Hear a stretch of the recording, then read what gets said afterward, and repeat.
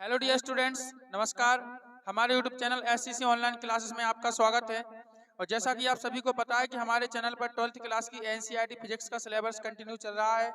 उसी की श्रृंखला को आगे बढ़ाते हुए हमारा आज का टॉपिक रहेगा कि अमीटर किसे कहते हैं, वोल्ट मीटर किसे कहते हैं एवं धारा मापी को अमीटर व वोल्ट मीटर में हम किस प्रकार से बदल सकते हैं, कैसे बदला जाता है, इन सभी चीजों के बारे में हम चर्चा करेंगे। और इससे पहले क्लास में हम बेटा शंट किसे कहते हैं, शंट का सिद्धांत, उपयोग, लाभ, हानि जो भी है वो सब बता चुके हैं, सब पढ़ चुके हैं, ठीक है ना। तो उसका वीडियो आपने यदि नहीं देखा हो तो उस वीडियो को या तो इस वीडियो की डिस्क्रिप्शन में आपको लिंक मिल जाएगी, तो उस लिंक पर क्लिक करके आप देख सकते हो, या फिर आप हमारे यूट्यूब चैनल की प्लेलिस्ट एनसीईआरटी फिजिक्स क्लास 12 2023-24 उसमें जाके भी आप देख सकते हो। ये शंट का क्वेश्चन है, काफी महत्वपूर्ण है, एग्जाम की दृष्टि से 100% गारंटी के साथ आता है, तो आपको वो जरूर पढ़ लेना शंट का सिद्धांत। और उपयोग, लाभ, हानि ये सभी आपको बुक्स में से देख लेना है, आप पढ़ भी सकते हो, ठीक है ना। अब आज पढ़ेंगे हम एमीटर किसे कहते हैं, धारा मापी को एमीटर में कैसे बदला जाता है, ऐसा क्वेश्चन आता है। और वोल्ट मीटर किसे कहते हैं तथा धारा मापी को वोल्ट मीटर में किस प्रकार से रूपांतरण किया जाता है, रूपांतरित किया जाता है, ठीक है। इन सब के बारे में हम चर्चा करेंगे। तो चलिए आइए हम पहला देखते हैं। सबसे पहले एमीटर, सबसे पहले देखते हैं कि एमीटर है क्या, ठीक है ना।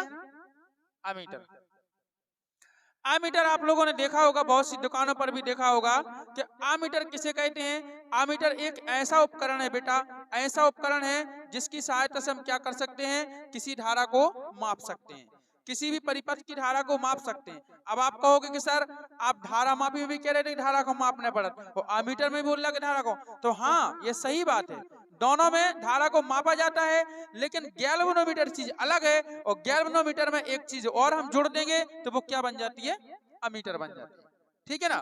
वास्तव में वो वास्तविकता में वो धारा मापी ही है, क्या है, धारा मापी भी है। लेकिन धारा मापी में क्या करना है, आपको एक कम प्रतिरोध का तार जोड़ना है, तो क्या बन जाएगा, फिर एमीटर बन जाएगा, ठीक है ना। लेकिन काम करेगा काय का, गैल्वेनोमीटर का ही, तो हम इसको एमीटर बोलते हैं। एमीटर किसे कहते हैं, एमीटर बेटा एक ऐसा उपकरण होता है जिसकी सहायता से हम किसी परिपथ में प्रवाहित होने वाली धारा को माप सकते हैं, धारा की प्रबलता को माप सकते हैं। वो उपकरण क्या कहलाता है, आपका एमीटर कहलाता है। समझ में आ रही ना, क्या है एमीटर, बोलो क्या है एमीटर, ठीक है ना। हाँ, एमीटर एक ऐसा उपकरण है जिसकी सहायता से हम किसी परिपथ में बहने वाली धारा को माप सकते हैं, ठीक है ना। समझ में आ गई। अब एमीटर बनाया कैसे जाता है, ठीक है ना। यानी कहने का मतलब है कि हमने जो धारा मापी बताया था ना, कि धारा मापी को एमीटर में कैसे बदला जाता है, किस प्रकार से हम एमीटर को बनाते हैं। तो देखिए हम लिखेंगे यहाँ, हमारा टॉपिक रहेगा धारा मापी यानी गैल्वेनोमीटर, है ना। धारा मापी का एमीटर में रूपांतरण, एमीटर, एमीटर में क्या होगा, या रूपांतरण, ये पढ़ना है हमें कि हम धारा मापी को एमीटर में रूपांतरित कैसे करते हैं, या धारा मापी को एमीटर में हम कैसे बदल सकते हैं, ये हमें क्वेश्चन पढ़ना है, ठीक है ना। तो इसमें क्या किया जाता है कि जब भी आपको धारा मापी को एमीटर में बदलना हो, ठीक है ना, जब भी आपको धारा मापी को एमीटर में बदलना हो तो कुछ नहीं करना है, सिंपली आपको क्या ले लेना है, एक एमीटर लेना है, गैल्वेनोमीटर ले लोगे ना। और एमीटर लेने के बाद एमीटर को आपको क्या करना है, उसके समांतर क्रम में, काय में, समांतर क्रम में कम प्रतिरोध का आपको एक तार जोड़ देना है। समांतर क्रम में कम प्रतिरोध का क्या जोड़ना है, एक तार जोड़ देना है, जिसे हम क्या कहते हैं, शंट, क्या कहते हैं इसे, शंट। और हमने देखो यही आपको शंट के सिद्धांत में बताया था कि एमीटर की जो कुंडली है वो क्षतिग्रस्त ना हो जाए, उससे बचाने के लिए हम क्या करते हैं, शंट को उसके समांतर क्रम में जोड़ देते हैं, और इसी को हम क्या बोलते हैं, एमीटर बोलते हैं। समझ में आ रही बात। क्योंकि बेटा आपको पता है कि जैसे हम उपकरण को चेक करते हैं, अब क्या जाने को उपकरण में कम धारा बह रही, कि ज्यादा धारा बह रही, कि प्रबल धारा आई, है ना। अब हमने उपकरण चेक किया और मान लो कि प्रबल धारा आई, तो हमारा एमीटर ही जल गया, तो क्या मतलब, ठीक है ना। इसलिए आपको क्या करना है, एमीटर में गैल्वेनोमीटर के साथ आपको क्या कर देना है, एक कम प्रतिरोध का तार शंट जोड़ देना है तो वो काय में परिवर्तित हो जाएगा। गैल्वेनोमीटर को शंट का तार से जोड़ोगे समांतर क्रम में तो काय में परिवर्तित हो जाएगा, एमीटर में परिवर्तित हो जाएगा। अब आपको क्या करना है बेटा, ऐसा आपको परिपथ एक बनाना है और इस परिपथ में आई धारा प्रवाहित करनी है। क्या करना है? आई धारा प्रवाहित। देखिएगा परिपथ में जैसे हम आई धारा प्रवाहित करेंगे तो जो धारामापी में से धारा बहेगी वो किसके रूप में बहेगी? आई जी के रूप में, क्योंकि धारामापी का प्रतिरोध क्या है? कैपिटल जी है। तो धारा काय के रूप में बहेगी? आई जी के रूप में बहेगी। ओके ना? तो देखिए यहाँ पे जो धारा बहेगी किसके रूप में बहेगी बेटा? आई जी के रूप में। और जो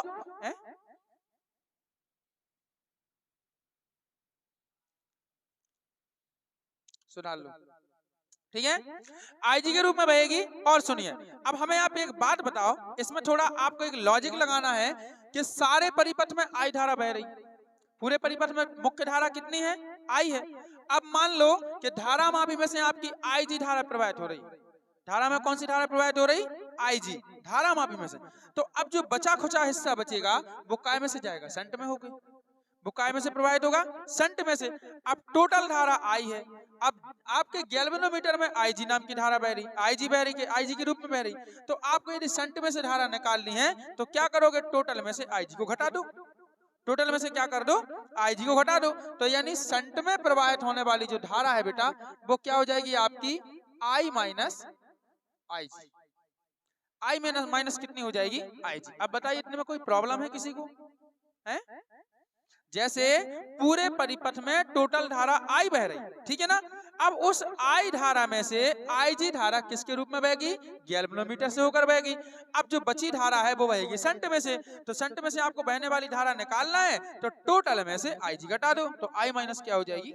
आईजी। क्लियर? इतनी बात सबको समझ में आई? तो आपको लिख देना है, क्या लिख देना है कि धारा मापी को आमीटर में बदलने के लिए, ठीक है ना, धारा मापी को आमीटर में बदलने के लिए धारा मापी के साथ समांतर क्रम में कम प्रतिरोध का एक तार जोड़ दिया जाता है, जिसे हम क्या कहते हैं? शंट कहते हैं। अब फिर मानेंगे इसको, थोड़ा सा आपको सूत्र भी दिखाना होगा, व्यंजक मतलब इसका प्रतिरोध क्या होगा? जो कम प्रतिरोध का आप तार जोड़ रहे हैं ना, तो इस तार का प्रतिरोध होगा क्या? आप सूत्र निकाल के तो दिखाओ। तो जे निकाल के दिखाना है तो हम क्या लिखेंगे? माना कि धारा मापी का यानी गैल्वेनोमीटर का प्रतिरोध क्या है? जी है। और तथा शंट का प्रतिरोध क्या है? आर है, वो सॉरी एस है। गैल्वेनोमीटर का प्रतिरोध जी है और शंट का प्रतिरोध क्या है? एस है। और हम जानते हैं कि धारा मापी और शंट काय में जुड़ा हुआ है? समांतर क्रम में। तो समांतर क्रम में बेटा धारा तो अलग अलग होती है, लेकिन जो विभव होता है वो कैसा होता है? समान। विभव कैसा होता है? समान होता है। तो हमने शंट के सिद्धांत में यह भी पढ़ा था कि धारा मापी के सिरों के मध्य जो उत्पन्न विभवांतर होगा वो भीजी होगा और शंट के सिरों के मध्य उत्पन्न विभवांतर कितना होगा? वीएस होगा। होगा कि नहीं? और चूंकि ये दोनों समांतर क्रम में जुड़े हैं इसलिए क्या हो जाएंगे? दोनों आपस में बराबर होंगे, क्योंकि विभव नियत रहता है ना, विभव समान रहता है, बदलता नहीं है। ठीक है, तो आपको वही लगाना है। यहाँ पे क्या लगाना है? ओम के नियम से डायरेक्ट करना है, ओम के नियम से, ठीक है, क्योंकि आप शंट पढ़ चुके हैं। ओम के नियम से। अब बताइए विभवांतर बराबर है तो हम पहले क्या करेंगे? गैल्वेनोमीटर के लिए लगाएंगे ओम का नियम, है ना? तो विभव बराबर क्या होता है? धारा गुणे प्रतिरोध। क्या होती है? धारा गुणे विभव बराबर धारा गुणे प्रतिरोध होता है कि नहीं? भैया देखो इधर ओम का नियम क्या कहता है? V बराबर आई आर। V बराबर आई आर, जहां आई क्या है? धारा और क्या है? प्रतिरोध। धारा गुणे प्रतिरोध नहीं होगा। तो यहाँ पे देखिएगा धारा मापी के लिए करें तो धारा मापी के लिए आई जी क्या है? धारा है, और प्रतिरोध क्या है? कैपिटल जी है, बराबर। शंट के लिए बात करें तो शंट का बताइए, शंट की धारा क्या है? आई माइनस आई जी, ब्रैकेट में बंद करो और इंटू क्या, क्योंकि इसको ब्रैकेट में बंद करना पड़ेगा, माइनस में है धारा, है ना? तो आई माइनस आई जी इंटू प्रतिरोध क्या है आपका? एस। ठीक है ना? यही है विभवांतर। तो जे इसका विभवांतर कहलाएगा और जे इसका विभव कहलाएगा, दोनों को इक्वल कर दिया, क्योंकि विभव क्या होता है? समान होता है। अब यहाँ से बेटा आपको शंट का प्रतिरोध निकालना है। किसका निकालना है? शंट का। तो शंट का निकालेंगे तो ये पूरा किसकी बटी में जाएगा? आई जी इंटू जी की बटी में जाएगा कि नहीं आएगा? तो हम क्या कहेंगे? एस बराबर कितना आएगा? आई जी बटे कितना आएगा? आई माइनस आई जी। इसको इतना कर दिया और इंटू क्या कर दिया? Capital G. जी को एंड में लिख दो और बस यही तो क्या है? यही आपका शंट का प्रतिरोध हो गया, बस रूपांतरण। जब भी आप धारा मापी को आमीटर में बदलोगे तो आपको इतना प्रतिरोध मिलेगा। कितना प्रतिरोध मिलेगा? S बराबर IG upon I minus IG into कितना हो जाएगा? G। ये प्रतिरोध आपको मिलेगा। बताइए क्या क्लियर है? आया सबको समझ में? मिलाओ सूत्र, ठीक है? बस इतना सा करना है, बहुत ही सिंपल टॉपिक है। अब दूसरा देखेंगे हम क्या दूसरा देखेंगे कि धारा मापी को वोल्टमीटर में कैसे बदला जाता है, ठीक है ना? अगर मान लो धारा मापी को आपको वोल्टमीटर बदलना है तो आप कैसे बदलोगे? क्लियर? तो पहले क्या देख लेते हैं, पहले देखते हैं हम वोल्टमीटर कि वोल्टमीटर है क्या, ठीक है ना?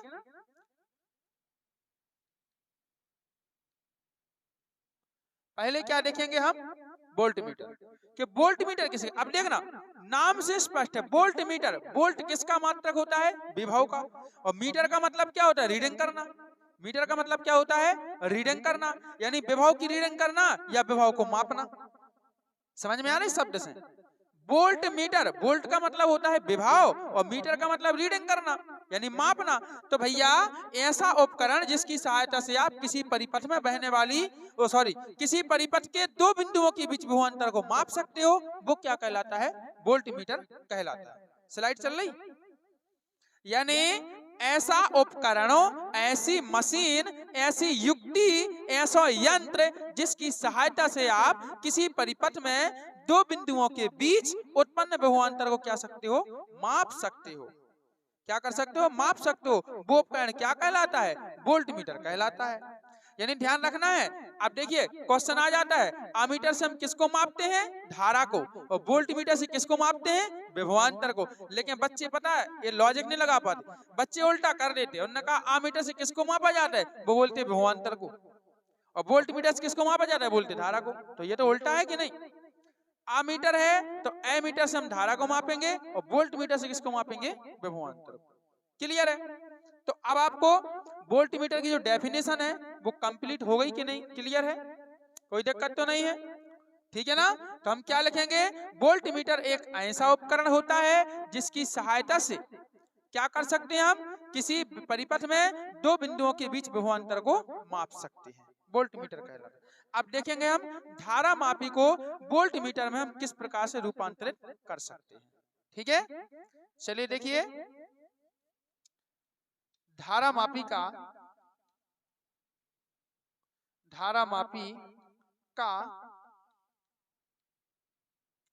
वोल्टमीटर में रूपांतरण, चेंजेस, बदलाव, रूपांतरण। ठीक है, अच्छा इसको यहाँ स्टार बनाओ। ठीक है, वोल्टमीटर का धारा मापी में रूपांतरण। अब देखो भैया आमीटर में हमने क्या किया था कि गैल्वेनोमीटर के साथ समांतर क्रम में कम प्रतिरोध का एक तार जोड़ा था जिसे क्या कहते हैं? शंट कहते हैं। अब हमें अगर धारा मापी को वोल्टमीटर में बदलना है, यदि हमें धारा मापी को वोल्टमीटर में बदलना है तो आपको क्या करना पड़ेगा? एक तो आपको धारा मापी लेना पड़ेगा गैल्वेनोमीटर। बोलो हाँ, ले लिया ना? अब लेने के बाद हम क्या करेंगे कि इसके श्रेणी क्रम में, काय में? श्रेणी क्रम में क्या करेंगे? हम उच्च प्रतिरोध का एक तार जोड़ देंगे। क्या जोड़ देंगे? उच्च प्रतिरोध का एक तार जोड़। अब ध्यान रखना धारा मापी को अमीटर में बदलना है तो कम प्रतिरोध का तार जोड़ना है और वो भी कैसे जोड़ना है? समांतर क्रम में। अगर बेटा धारा मापी को वोल्टमीटर में बदलना है तो उच्च प्रतिरोध का तार जोड़ना है और कैसे जोड़ना है? समांतर श्रेणी क्रम में।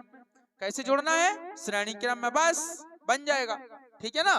तो आपको ऐसा जोड़ देना है और जोड़ने के बाद बस इसको क्या कर देना? उपकरण को बंद कर देना है।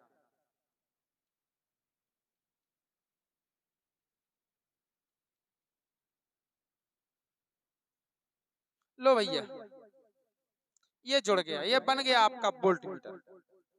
क्या बन गया आपका? वोल्टमीटर। अब ये वोल्टमीटर है, ठीक है, इसका प्रतिरोध क्या है? G है और इसका प्रतिरोध क्या है? R है। और आपने एक चीज पढ़ी होगी, क्या पढ़ी होगी? रुको एक मिनट, यहां हम थोड़ा ऐसा कर रहे हैं और लंबा कर रहे हैं थोड़ा।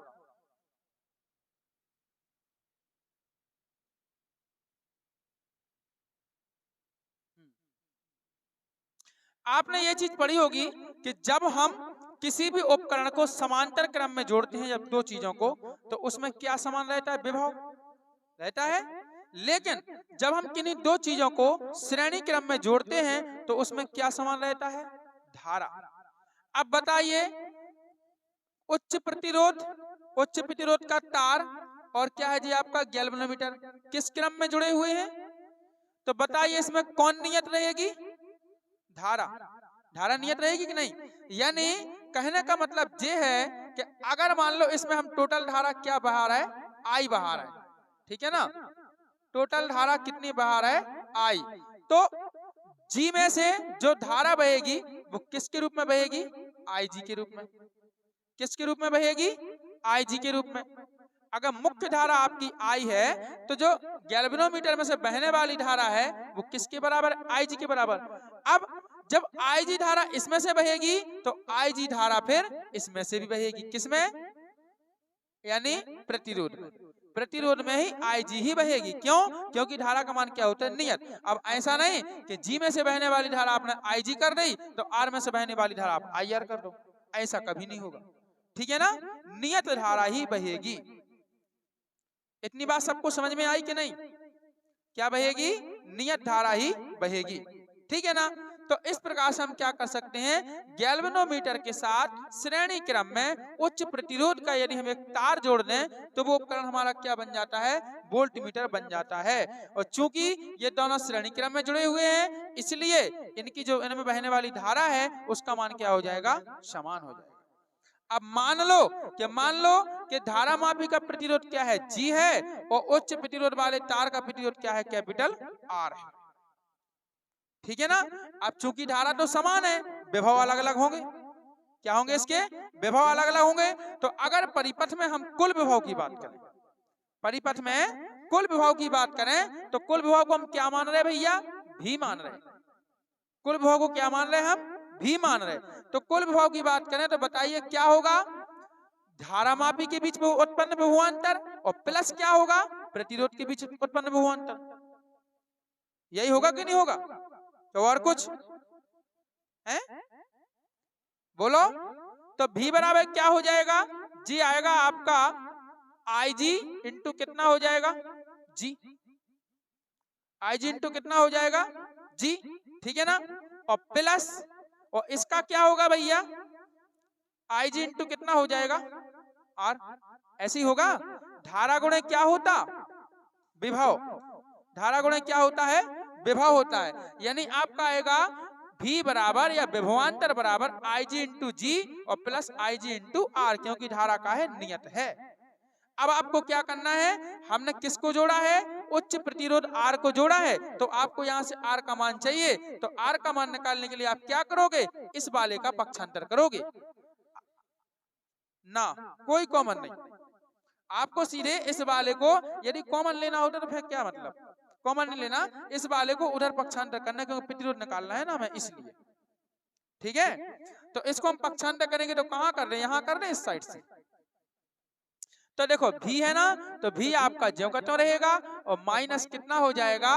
आई जी इंटू आएगा जी, और बराबर इस साइड हमारा क्या बचेगा? आई जी और इंटू कितना बचेगा? आर। बताइए क्या इतनी बात आपको समझ में आती है? सबको आ रही? क्या किया हमने? कुछ नहीं किया, भी ज्यों का त्यों रखा। आई जी इंटू जी को लेफ्ट हैंड साइड से कहां ले गए? राइट हैंड साइड में ले गए, पक्षांतर कर दिया तो माइनस का बन गया। इधर कितना छोड़ दिया? आई जी इंटू आर। अब क्या करना है बेटा? सिंपली हमें आर का मान निकालना है, तो आई जी को यहां से उठा के वहां ले जाओ। अब ठीक है ना? तो हम आई जी को ले जाएंगे तो ये हो जाएगा आपका भी माइनस आई जी इंटू जी, और बटे कितना आएगा? टोटल आई जी। ऐसी आएगा ना, और बराबर यहाँ क्या रहेगा हमारा? केवल आर। क्योंकि देखो आई जी गुणा में है तो यहाँ काय में आएगा? भाग में, बटे में आएगा। तो आपको ध्यान रखना, अब क्या करो कि इनकी अलग अलग बटी कर दो। मतलब ये पूरी भिन्न है ना, तो ये लघुत्तम में एलसीएम में टोटल आईजी है ना, जिसको अलग अलग बटे कर दो, है ना? तो अलग अलग बटे करेंगे तो ये कितना आएगा? भी अपॉन आईजी, भी अपॉन आईजी, और माइनस क्या हो जाएगा आपका? आईजी अपॉन आईजी, और इंटू कितना रहेगा आपका? जी रहेगा, ठीक है ना, और बराबर कितना आएगा, आर आएगा। अब इधर देखो IG से IG क्या हो गया, कैंसल। तो आप कर सकते हो कि V अपॉन IG बराबर सॉरी माइनस कितना रहेगा 1, -1 और बराबर कितना आएगा R ए कहाँ, हाँ सॉरी -G है यहाँ पे, ओके हाँ -G है।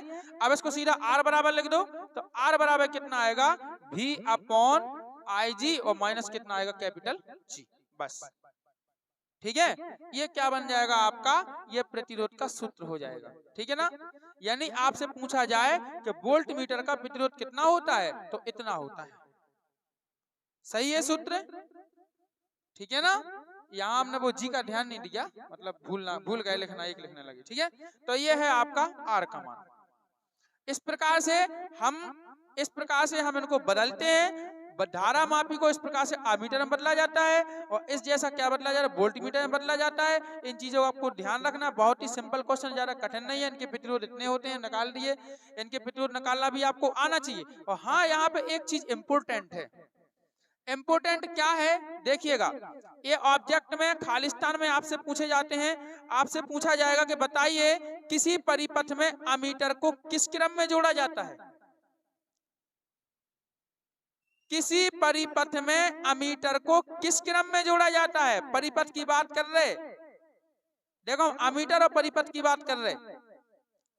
तो बेटा इसका जवाब ये है कि जब भी किसी परिपथ में आप धारा मापने के लिए अमीटर उपकरण को जोड़ोगे तो वो हमेशा श्रेणी क्रम में जोड़ा जाता है। अमीटर को श्रेणी क्रम में जोड़ा जाता है परिपथ में। इसका लॉजिक नहीं लगा लेना कि हमने धारा मापी में शंट समांतर में जोड़ दिया तो आपने समांतर बोल दिया, बिल्कुल नहीं। ये हमने अमीटर बनाया है, समझ रहे, इसमें हमने गैल्वेनोमीटर में शंट जोड़ के अमीटर बनाया है, ना कि हमने परिपथ में अमीटर नहीं जोड़ा। किसी परिपथ में अमीटर नहीं जोड़ा, ये तो अमीटर हमने बनाया है। ये तो बनाने की विधि है कि अमीटर को जब बनाओगे तो धारा मापी के साथ शंट को आपको समांतर क्रम में जोड़ना पड़ेगा। लेकिन जब बना बनाया जब अमीटर आप किसी परिपथ में जोड़ोगे तो उसको श्रेणी क्रम में ही जोड़ना पड़ेगा, तभी आपको धारा का मान मिलेगा। रहेगी याद, नहीं हो तो आप नोट में लिख लो। हाँ, नोट में लिख लो कि हमेशा अमीटर को किसी परिपथ में श्रेणी क्रम में जोड़ा जाता है। लेकिन अगर वोल्टमीटर की बात करें तो वोल्टमीटर को किसी भी परिपथ में समांतर क्रम में जोड़ा जाता है। अब आप ये ना कहना कि सर यहाँ तो जोड़ दिया आपने श्रेणी क्रम में, देखो ये जोड़ा, तो भैया ये बनाया है वोल्टमीटर, ये बनाया नहीं है, इसको हमने वोल्टमीटर बनाया है। तो जब बनाओगे तो आपको उच्च प्रतिरोध का तार धारा मापी के साथ श्रेणी क्रम में जोड़ना पड़ेगा, और जब बनाया वोल्टमीटर आप किसी परिपथ में जोड़ोगे तो वो आपको समांतर क्रम में जोड़ना पड़ेगा। क्लियर है, काय में जोड़ना पड़ेगा, समांतर क्रम में। तो अब आप कंफ्यूज मत हो जाना, ठीक है। जब किसी परिपथ में अमीटर को जोड़ोगे तो किस क्रम में जोड़ोगे, देखो फिर उल्टा श्रेणी क्रम में। और जब किसी परिपथ में आप वोल्टमीटर को जोड़ोगे तो समांतर क्रम में। बहुत बढ़िया। एक आदर्श अमीटर का प्रतिरोध बेटा 0 होता है। एक आदर्श मींस अच्छा अमीटर। एक आदर्श अमीटर का प्रतिरोध क्या होता है, 0 होता है। ये ध्यान रखना, एग्जाम में पूछा जाता है।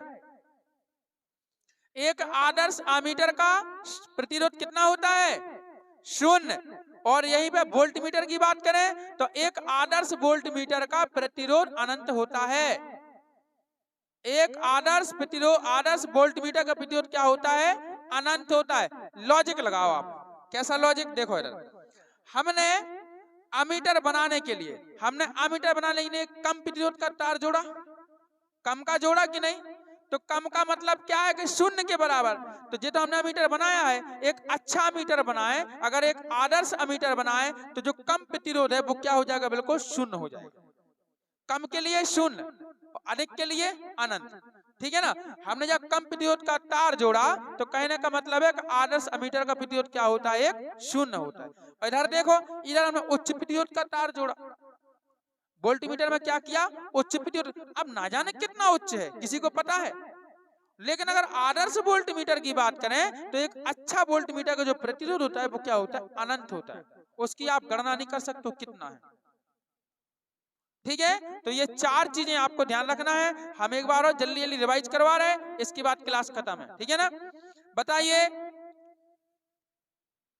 हाँ, आमीटर को किसी भी परिपथ में किस क्रम में जोड़ा जाता है? श्रेणी क्रम में। बहुत बढ़िया। वोल्ट मीटर को किसी परिपथ में किस क्रम में जोड़ा जाता है? समांतर क्रम में। बहुत बढ़िया। एक आदर्श अमीटर का प्रतिरोध कितना होता है? 0। और एक आदर्श वोल्ट मीटर का प्रतिरोध कितना होता है? अनंत। ये 4 चीजें आपको ध्यान रखना है। ओके, इनमें से जरूर एक चीज आपसे पूछी जाएगी।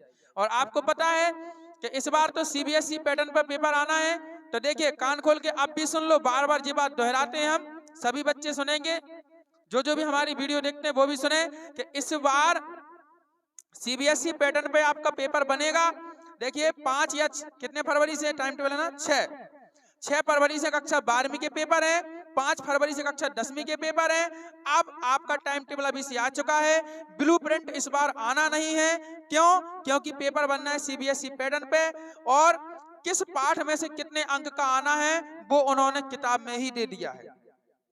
आप स्कूल की बुक देख सकते हो खोल के, किस इकाई में से कितने नंबर का आना, टोटल नंबर दिए हैं, लेकिन उन्होंने ये नहीं बताया है कि 2 नंबर के इतने आएंगे, 4 नंबर के इतने आएंगे, ये नहीं बताया। ये किसी इकाई में नहीं है। क्यों? इसका मतलब ये है कि जो उनकी मर्जी वो पूछेंगे भी, तुम्हारी मर्जी से नहीं पूछेंगे। किसी भी पाठ में से, चाहे 5 नंबर के, चाहे 2 नंबर, 1 नंबर, किसी भी पाठ में से कुछ भी पूछ सकते हैं। अब आपको ब्लूप्रिंट नहीं मिलेगा। और सुनिएगा, आपको अभी और जो आपको अभी सही विकल्प मिलते थे, उसमें कितने ऑप्शन थे? 4 में से एक ना एक आपको याद आ ही जाता था। आपको सही जोड़ी मिलती थी, उनमें आपको आगे ऑप्शन लिखे रहते थे, आपको ध्यान आ जाता था हाँ इसका तो ये है, इसका ये है। कर लेते थे याद कि नहीं? सत्य सत्य है, आप भगवान भरोसे सत्य सत्य लगा देते कि नहीं? लेकिन अब ऐसा नहीं होगा। अब only fill in the blanks ही आएंगे, मात्र खाली स्थान, जिसमें वो हिंदी का पेपर नहीं है कि आपको 2 ऑप्शन देने की, या तो ये भरो या ये भरो। उसमें आपको ऑप्शन नहीं दिए जाएंगे। क्लियर है? उसमें आपको ऑप्शन नहीं दिए जाएंगे। जितना भी आएगा 27 का आएगा, 27 खाली स्थान कम हैगा आएंगे बस। तो अगर 27 खाली स्थान आ रहे तो ये मान लो कि बच्चों को, जो ना पढ़ने वाला बच्चा है, वो 27 में से 7 खाली स्थान भी सही से नहीं भर पाएगा, तो 20 नंबर उसके गए। क्यों? जब 27 में से अगर वो 7 ही नहीं भर पाए ढंग से, मान लो 7 भर भी गए, तो 20 नंबर तो गए कि नहीं गए? हैं? बता रहे। तो एक तो खाली स्थान देख के ना। अब रही बात काय की, रही बात क्वेश्चन आंसर की, तो आजकल तो टीचर भी फेमस हो गए ना, बच्चे भी फेमस। वो कहते हैं केवल इम्पोर्टेंट पढ़ो, बस पूरा चैप्टर नहीं पढ़ना है, इम्पोर्टेंट पढ़ो। इस इम्पोर्टेंट के चक्कर में उनकी परीक्षा भी इम्पोर्टेंट हो जानी, देख लेना आप। इसलिए भैया हमारा आपको यही सजेशन रहेगा कि आप इम्पोर्टेंट के चक्कर में ना बीतो, आप पूरा पढ़ो शुरू से लेके एंड तक। जाएगा तो कहां जाएगा? बोलो, जाएगा तो कहां जाएगा? जब आप पूरा सिलेबस पढ़ लोगे तो पेपर कहीं अन्य जगह से आने वाला नहीं है। पूरा पढ़िए। आप इम्पोर्टेंट के चक्कर में घूमे ना, तो आपकी परीक्षा भी बहुत इम्पोर्टेंट हो जाएगी। आप भी याद रखोगे पूरी जिंदगी भर कि हमारी परीक्षा इतनी इम्पोर्टेंट भाई थी। ठीक है ना? तो आपको ये बात याद रखना है। ठीक है, इसी के साथ हम इस चैप्टर से विदा लेते हैं। हमारा ये चैप्टर खत्म हो चुका है। एक लास्ट क्वेश्चन है, अमीटर और वोल्टमीटर में अंतर स्पष्ट कीजिए। तो हमने इतना समझाया, इतने आपको समझ में तो आ ही गया होगा। यदि आपने पढ़ा होगा 3 अंतर, तो आप वैसे भी लिख सकते हो। हमने 2 बार परिभाषा बोली, परिभाषाएं भी आप बता सकते हो। हमने ये बोला कि अमीटर को परिपथ में किस क्रम में जोड़ते हैं, वोल्टमीटर किस क्रम में जोड़ते हैं, एक अंतर तो यही हो गया। एक आदर्श अमीटर का प्रतिरोध बताया, आदर्श वोल्टमीटर का प्रतिरोध बताया, ये भी आप कह सकते हो। 3 अंतर हो गए। 1-2 अंतर आप बुक में से पढ़ लेना भैया, पेपर आपको देना, तैयारी आपकी होना, हमारा क्या जाएगा, हमारा मात्र समझाने का काम है। ठीक है, तो ये अंतर कंप्लीट कर लेना। और ये हमारा चैप्टर यहीं पर खत्म होता है। इस चैप्टर से हम विदा लेते हैं। चलिए अब चलेंगे हम नए चैप्टर पर। अध्याय 5 चैप्टर 5 हमारा चुंबकत्व एवं द्रव, तो उसकी शुरुआत करेंगे। यदि बेटा आपको ये वीडियो पसंद आया हो तो वीडियो को लाइक करें, शेयर करें और कमेंट करके जरूर बताएं। और हाँ, हमारे चैनल को सब्सक्राइब करें एवं बेल आइकन प्रेस करके ऑल पर क्लिक कर दें, ताकि आगे आने वाले सभी वीडियो के नोटिफिकेशन भी आप तक पहुंचते रहें। तो मिलते हैं, तो चलिए मिलते हैं नए वीडियो में नए चैप्टर के साथ। तब तक के लिए बाय बच्चों, जय हिंद, वंदे